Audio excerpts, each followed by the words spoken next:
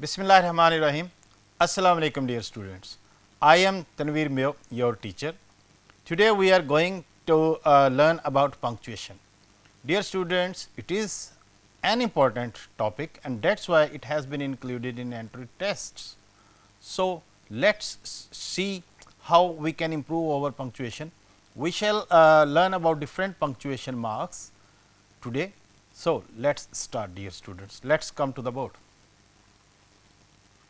Yes dear students, punctuation. Punctuation की importance क्या है, इसके लिए ज़रा इस जुमले को देखें. First of all, I asked Ali, has your brother come? He told me my brother has come. Whereas his mother is still in Karachi. अब ये जुमला हमें मतलब जुमला तो लग ही नहीं रहा, ये तो वर्ड्स लिखे हुए हैं. Punctuation makes the words sentences. Punctuation marks जो हैं वो जो है रिलेशन कायम करते हैं कि सेंटेंस कहाँ पे रुक रहा है, दूसरा सेंटेंस कहाँ से शुरू हो रहा है. Let's punctuate this sentence now. I asked, you know dear students, first of all this I is always first person pronoun is always pluralized. I asked Ali. All proper nouns are pluralized. I asked Ali. अब जैसे Ali has, या तो हम Ali has इससे connect करेंगे. Ali has, ज़रा देखें अब ज़रा. Has your brother, has your brother come. अब यहाँ पे हम क्वेश्चन मार्क लगाएंगे. ठीक है, अब पहला है, कम से कम एक सेंटेंस तो मीनिंगफुल बन गया. आई asked Ali, has your brother come. He told. अब यहाँ पे जाहिर है कि ये एक फुल स्टॉप के बाद ये नया सेंटेंस शुरू हो गया. He told, comma, my brother.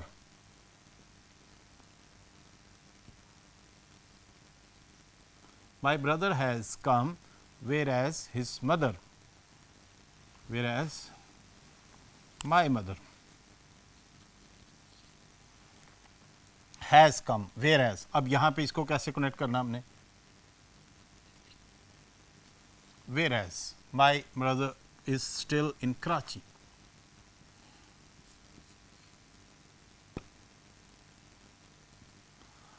अब ज़रा जुमला देखें. अब ये सेंटेंसेस कुछ मीनिंगफुल हुए हैं पंक्चुएशन करने के बाद. My brother has come, whereas को कंबाइन किया सेमीकोलन और कॉमे से. तो इस तरह से डियर स्टूडेंट्स हमने पंक्चुएशन मार्क्स में कहीं पे कैपिटलाइज कर रहे होते हैं, कहीं पे कॉमा, कहीं पे इन्वर्टेड कॉमा स्टार्ट कर रहे होते हैं. ठीक है, कहीं पे सेमीकोलन लगा रहे होते हैं, कहीं पे कैपिटलाइज कर रहे होते हैं. तो इस तरह से हम अपनी इंग्लिश को खूबसूरत बनाते हैं. तो punctuation beautifies English language. So let's learn about punctuation dear students. सबसे पहले हम कैपिटलाइजेशन के बारे में पढ़ते हैं कि किस मौके पर हम कैपिटलाइज करते हैं. तो capitalise first word of a sentence के सबसे पहले हम किसको कैपिटलाइज करते हैं. जुमले का फर्स्ट वर्ड जो है वो हमेशा कैपिटलाइज होगा, जैसे कि इस सेंटेंस में हमने किया है. इसी तरह से फर्स्ट पर्सन प्रोनाउन सिंगुलर जो है, first person pronoun singular pronoun जो है, ये इसको हम हमेशा चाहे ये सेंटेंस के स्टार्ट में है चाहे इसको कैपिटलाइज करें.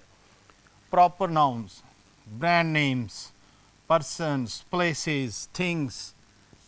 ठीक है, इन सब चीज़ों को हम क्या करते हैं, geographical locations, combined proper nouns, ये भी बाज़ दफ़ा आ जाते हैं. ठीक है, इसी तरह से नेम्स ऑफ सेलेशियल बॉडीज़, इनके बारे में तो इनकी डिटेल हम दूसरे बोर्ड पे जाके करेंगे.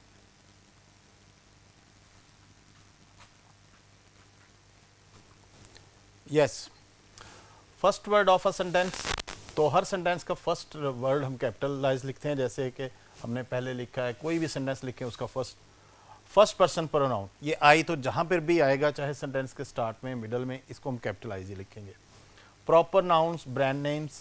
प्रॉपर नाउन्स में पर्सन्स हो सकते हैं, प्लेसेस, थिंग्स हो सकती हैं, ये सब कैपिटलाइज होंगे. जैसे अहमद, टोयोटा, बाटा, आउटफिटर्स. इसी तरह से अनारकली, ताजमहल वगैरह वगैरह. अच्छा, जियोग्राफिकल लोकेशंस को भी कैपिटलाइज करते हैं. जैसे middle east, south Asia, Africa. Combined proper nouns, अच्छा, कंबाइंड प्रॉपर नाउन ऐसे होते हैं जैसे लेक का नाम भी आ रहा हो, सैफुल मलूक भी आ रहा हो, तो दोनों को कैपिटलाइज करेंगे। लेकिन जैसे हम सैफुल मलूक लेक, लेक को बाद में ले जाएंगे, ऑर्डर रिवर्स करेंगे, तो फिर हम इसको कैपिटलाइज नहीं करेंगे।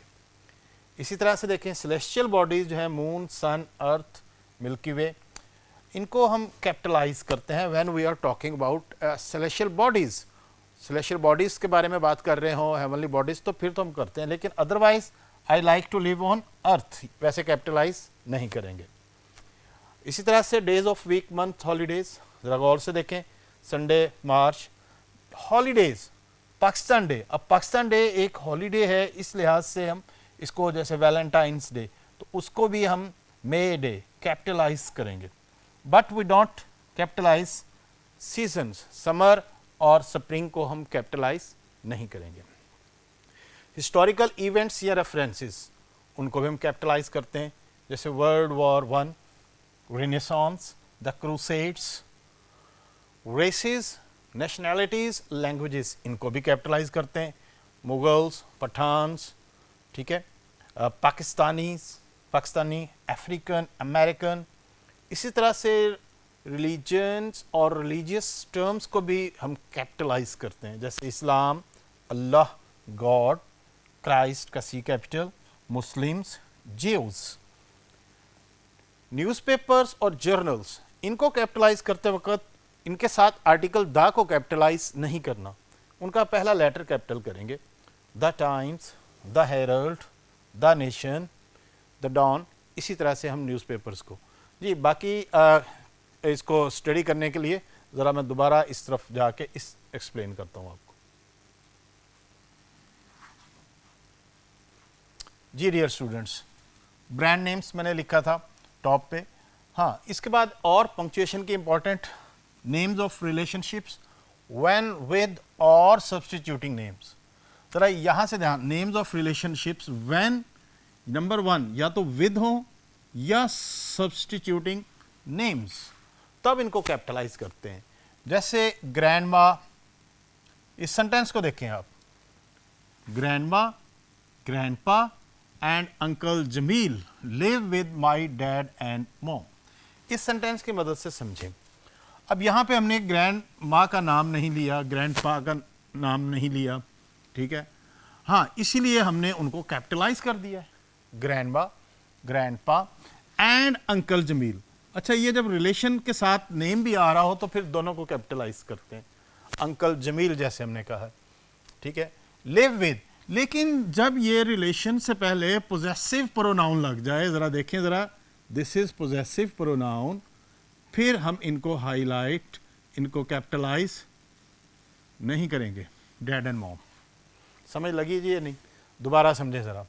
जब नेम्स के रिलेशंस विद, ठीक है, रिलेशनशिप व्हेन विद और सब्स्टिट्यूटिंग नेम्स, ये विद नेम हो गया, ये देखिए ये विद नेम है और ये सब्स्टिट्यूटिंग नेम्स है, ठीक है, तब ये कैपिटलाइज होते हैं। और जब इनसे पहले पोजेसिव प्रोनाउन लगा दें तो फिर हम I am going to visit my uncle, ठीक है, तो उसमें हम कोई कैपिटलाइज नहीं करेंगे। अब आपको समझ लग गई होगी कि लेटर्स में डियर अंकल, डियर फादर को कैपिटलाइज, उसमें फादर का कैपिटलाइज क्यों करते थे। ठीक, इसी तरह से रिलेशंस का हो गया। और टाइटल्स, आमतौर पे जब हम किसी ऐसे का या किसी भी टॉपिक का हेडिंग लिखते हैं तो उसमें हमारी मिस्टेक्स हो जाती हैं। टाइटल्स लिखते वक्त number one, first word capitalise होगा, देखें ज़रा ये जैसे, और तमाम इंपॉर्टेंट वर्ड्स कैपिटलाइज होंगे और लास्ट वर्ड कैपिटलाइज होगा। हाँ जी, ज़रा दोबारा देखें। In headings we capitalized first word whatever it is, जिससे अभी वो लफ्ज़ शुरू हो रहा है उसके फर्स्ट लेटर को कैपिटलाइज करेंगे। इंपॉर्टेंट वर्ड्स जो हैं उसके फर्स्ट लेटर को कैपिटलाइज करेंगे, लास्ट वर्ड को भी कैपिटलाइज करेंगे। बट डू नॉट कैपिटलाइज, किस चीज़ को हम कैपिटलाइज नहीं करते? प्रेपोजिशन, आर्टिकल और कंजंक्शन। ज़रा यहाँ पे देखें, ये ऑफ क्या है जी? प्रेपोजिशन, ठीक है, इसको हमने कैपिटलाइज नहीं किया। ये क्या है? आर्टिकल द, कैपिटलाइज नहीं किया। और ये कंजंक्शन, कोऑर्डिनेटिंग कंजंक्शन को भी हम कैपिटलाइज नहीं करते। तो इसको बात को याद रखने के लिए ज़रा दोबारा देखें फर्स्ट, इम्पॉर्टेंट और लास्ट। आप बनाना चाहें तो इसको आप एक्रोनिम बना सकते हैं, FIL, first, important and last word. और जिनको नहीं कैपिटलाइज करते उसका हमने बना लिया प्रेपोजिशन का पी, आर्टिकल ए, कंजक्शन का सी, पैक। जी, ये एक छोटा सा निमोनिक आपने याद रखना है, पैक। प्रेपोजिशन, आर्टिकल, कंजक्शंस, इनको हम कैपिटलाइज नहीं करते। बाकी हम जो है ब्रांड्स वगैरह को कैपिटलाइज करते हैं। अच्छा, इसके अलावा वैसे मैं आपको बता रहा हूँ कि जो सब्जेक्ट्स होते हैं, कोर्सेज होते हैं, एज अ टाइटल तो उनको हम हाईलाइट करते हैं, ठीक है, एज अ टाइटल। लेकिन as I like to study English, chemistry, bio, लेकिन लैंग्वेजेस को जहाँ पे भी आएंगी हम उनको हाईलाइट करेंगे। जैसे कि इंग्लिश, उसको कैपिटलाइज करेंगे। फ्रेंच, तो लैंग्वेजेस भी कैपिटलाइज होते हैं, लेकिन नॉर्मली जो कोर्सेज होते हैं वो कैपिटलाइज नहीं होते, ठीक है जी। जी, ये कुछ कैपिटलाइजेशन के बारे में कुछ इंपॉर्टेंट चीज़ें थी जो कि हमने डिस्कस की। बाकी टॉपिक नेक्स्ट पंक्चुएशन मार्क को पढ़ने के लिए अगले बोर्ड पे जाते हैं। जी डियर स्टूडेंट्स, एपोस्ट्रोफी पहचान लें इसको। ये नीचे लगे तो कॉमा, ऊपर लगे तो एपोस्ट्रोफी, शक्ल इसकी सेम ही होती है, ठीक है। ये तो इसके बेसिकली 3 यूसेजेस है। नंबर 1 पोजेशन, नंबर 2 कॉन्ट्रैक्शंस और नंबर 3 प्लूरल्स। 3 फंक्शंस हैं इसके। पोजेशंस, अच्छा पोजेशन में भी हम बाज़ दफ़ा सिंगुलर नाउन को पोजेशन, उसको पोजेशन बना रहे होते हैं। जैसे मेयर्स कार, एक मेयर है तो हम उसकी, हम कार है तो हम पर्सन के साथ जो है एपोस्ट्रोफी लगाते हैं। Father's age, my father's age, एक पर्सन है तो एपोस्ट्रोफी भी लगाएंगे, एस भी लगाएंगे, ठीक है।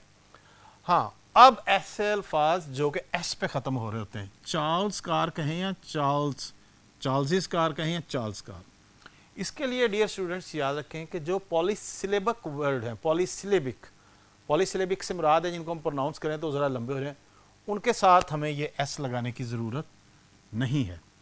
और जो 1 सिलेबल वर्ड हैं उनके साथ हम यहाँ पे एस भी लगाएंगे और एपोस्ट्रोफी भी लगाएंगे, ठीक है जी। समझ लग गया एस वालों को कैसे करना है। अब एस वाले में हमारे पास एक और वैरायटी है, प्लूरल्स। प्लूरल नाउन्स को हम किस तरह से उनके साथ हम एपोस्ट्रोफी को इस्तेमाल करते हैं। First of all we pluralise them, पहले तो हम उन्हें प्लूरलाइज करते हैं जो भी तरीका है। ये देखें जैसे बॉयज़ कॉलेज, अब जब प्लूरलाइज हो गया, एस लग गया, सिर्फ एपोस्ट्रोफी लगाएंगे। अब हम यहाँ पे मज़ीद एस नहीं लगाएंगे, ठीक है। हम ये नहीं लिखेंगे बॉयज़ कॉलेज, ठीक है। ये तो नॉर्मल एस वाले प्लूरल्स के साथ हम करेंगे। लेकिन जो ऐसे इरेगुलर सिंगुलर्स हैं जैसे मैन से विमेन, चिल्ड्रन, इनका जब हम एपोस्ट्रोफी लगाएंगे ज़्यादा बच्चों का, तो फिर हम पहले प्लूरल बना लेंगे और बाद में हम एस लगा के चिल्ड्रंस हॉस्पिटल।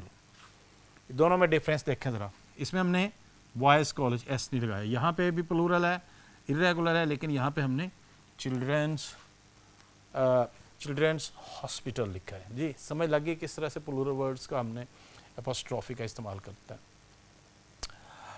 लेकिन बाज़ दफ़ा हम इसमें the roar of inanimate things, गैर जानदार चीज़ों के लिए हम ऑफ इस्तेमाल करते हैं पोजेशन के लिए, ठीक है। पर्सन्स के लिए एपोस्ट्रोफी यूज़ कर सकते हैं, इनएनिमेट ऑब्जेक्ट्स के लिए हम पोजेशन के लिए ऑफ यूज़ कर देंगे। The roar of the crowd, यहाँ पे हमने ऑफ यूज़ किया है। अच्छा, लेकिन इसी तरह से बास टाइम के जो रेफरेंसेस हैं उनके साथ भी हम एपोस्ट्रोफी यूज़ करते हैं। अ ईयर्स सैलरी, और पर्सोनिफिकेशंस के लिए माई हार्ट्स डिज़ायर, वहाँ पे भी हम एपोस्ट्रोफी यूज़ करते हैं और एस भी लगाते हैं, ठीक है। उनके साथ हम एपोस्ट्रोफी लगा सकते हैं, यहाँ पे भी हम एपोस्ट्रोफी लगा सकते हैं। ये पता चल गया कि सिंगुलर और प्लूरल नाउन्स के साथ हमने किस तरह से एपोस्ट्रोफी को इस्तेमाल करना है। जी डियर स्टूडेंट्स, नेक्स्ट कॉन्ट्रैक्शंस। बाद हम लफ्ज़ को साउंड की बेहतरी के लिए उसको कॉन्ट्रैक्ट कर देते हैं, उसको छोटा कर देते हैं। जैसे आई एम को आई एम, तो जिस लफ्ज़ को, ये देखें ज़रा, यहाँ से हमने ए नहीं लिखा, जिस लफ्ज़ को ओमिट किया जाता है उसके बिल्कुल एन ऊपर एपोस्ट्रोफी लगा दिया जाता है। लेट अस में हमने देखें ज़रा यूएस का यू को ओमिट किया है, ठीक है, तो हमने लेट्स गो, तो इस तरह से इसको यूज़ करते हैं। आई हैव में ये देखें जिसको हमने ओमिट किया वहाँ पे एपोस्ट्रोफी यूज़ करते हैं। दे कुड नॉट को दे कुडंट। तो कॉन्ट्रैक्शंस। अच्छा, इट इज़ अ पेन, ये ज़रा इंटरेस्टिंग है। अब ये हम इसको, जब हम इट इज़ हमारी मुराद हो तो हम इसको इस अंदाज से लिखते हैं, ये नहीं लगना, ये जो इट्स है ये पोजेशन है। Its colour is, I am wearing coat, its colour is brown या डार्क। तो ये जो एपोस्ट्रोफी वाला इट्स होता है, ये इट्स पोजेशन वाला नहीं होता इसका, ये होता है इट इज़। ये याद रहेगा, ये वाला ख़ास तौर पे याद रखना है। तीसरा इस्तेमाल इसका एपोस्ट्रोफी का है प्लूरल्स बनाने के लिए। किन चीज़ को प्लूरल बनाने के लिए? मसलन हम डिजिट्स को प्लूरल बना रहे हैं, लेटर्स को प्लूरल बना रहे हैं, तो फिर हम जो है 5 6s, ठीक है, ही hit 5 6s।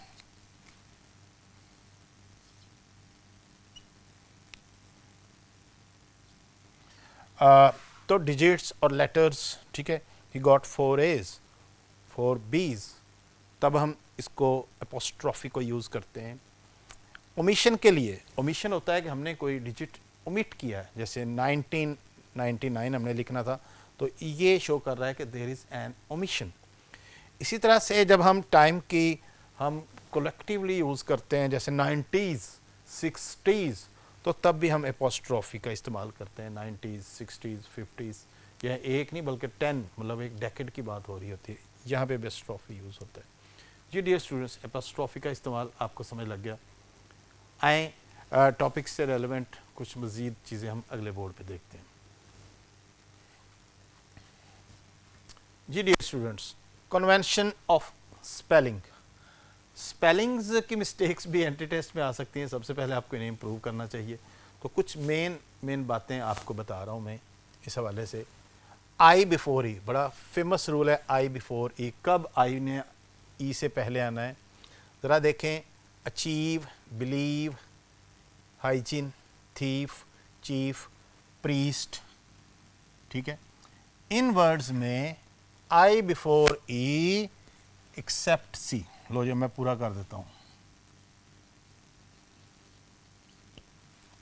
Accept C, I before E accept सी। सी में फिर ये हम ई पहले ले आएंगे, I before E accept C. Ceiling, सी ई आई हो जाएगा। कंसीव, सी ई आई हो जाएगा। परसीव, सी में ई आई हो जाएगा। रिसिप्ट, रिसीव, आम तौर पे हम मतलब कि लेटर में आई रिसीव्ड योर लेटर, ये हमारे रिसीव के स्पेलिंग ही गलत हो जाते हैं, आई पहले लगा देते हैं, याद होगा आपको। रिसीट, कॉन्सीट, जी पहला रूल याद हो गया। अच्छा, इसमें कुछ फर्दर इसकी डिटेल भी है, फर्दर एक्सेप्शन भी है।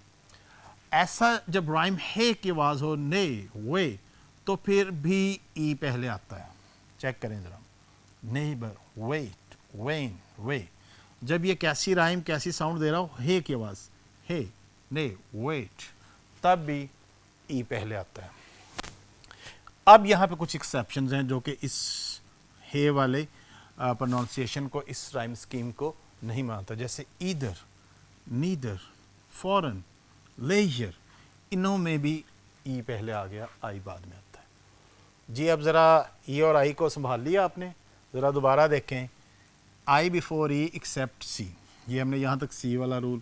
ये फिर हमने इसकी राइम स्कीम के तहत ऐसे वर्ड जो हे की साउंड से बोले जाते हैं उनके बारे में पढ़ा है। अब ये हमने कुछ एक्सेप्शंस भी पढ़ी हैं जो कि हमें आ सकती हैं। इसके बाद जी नेक्स्ट स्पेलिंग में वाई चेंजेस टू आई, कब चेंज करते हैं ये देखें ज़रा। सप्लाई, जब हमने इस तरह का उसके साथ कोई एडिशन करना हो, एंडिंग, ऐड करनी हो तो हम y को किस में चेंज करते हैं, y को पहले I में चेंज करते हैं और फिर हम उसका प्लूरल बनाते हैं। ज़रा देखें, मैरी से मैरियर, एस से एंडिंग ऐड करना जो कि खुद वॉवल से स्टार्ट हो रही है, ज़रा ये चेक करें, वॉवल से स्टार्ट हो रही हो, सप्लाइज, तो फिर हम y को पहले I में चेंज करते हैं फिर आगे वॉवल लगाते हैं।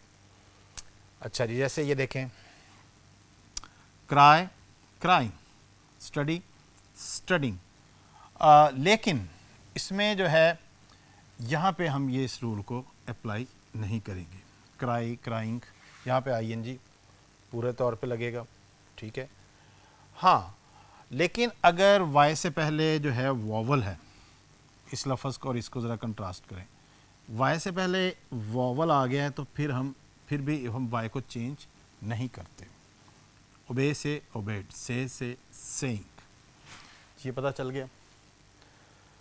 आगे साइलेंट ई को कब साइलेंट करते हैं, कब ड्रॉप किया जाता है? साइलेंट ई ड्रॉप्ड कब, जब कॉन्सोनेंट से शुरू होगा, ठीक है। केप्ट एडवांसमेंट, तो इस ई को ड्रॉप नहीं करते, इट इज़ केप्ट एडवांसमेंट, ये कॉन्सोनेंट है। लाइक नेस, नेस भी कॉन्सोनेंट स्टार्ट हो रही है, इसको हम मेंटेन रखते हैं, ड्रॉप नहीं करते।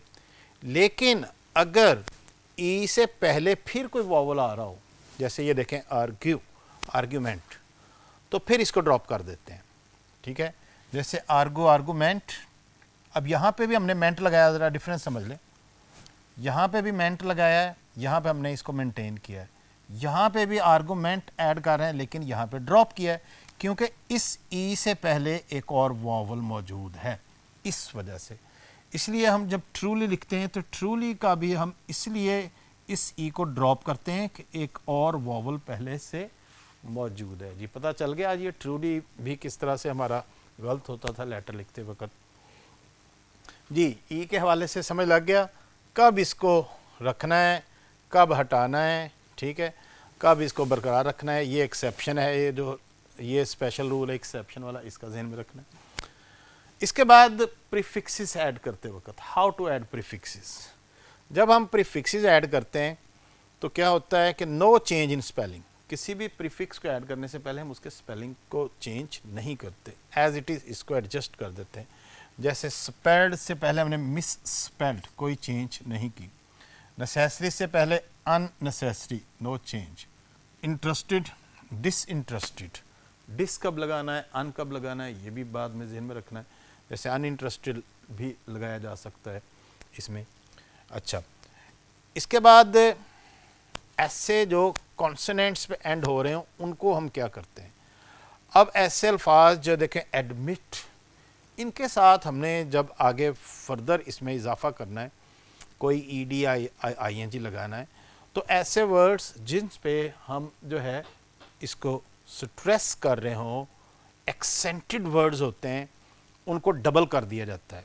एडमिटेड, एडमिटिंग, स्ट्रेस जिन पे दी जाती है उनको डबल किया जाता है। लेकिन जिनको स्ट्रेस जो एक्सेंटेड वर्ड ना हो, एंडिंग वर्ड जो हैं, डिस्पेयर, वहाँ पे हम सिर्फ इसको सिंगुलर रखेंगे, डिस्पेयर्ड।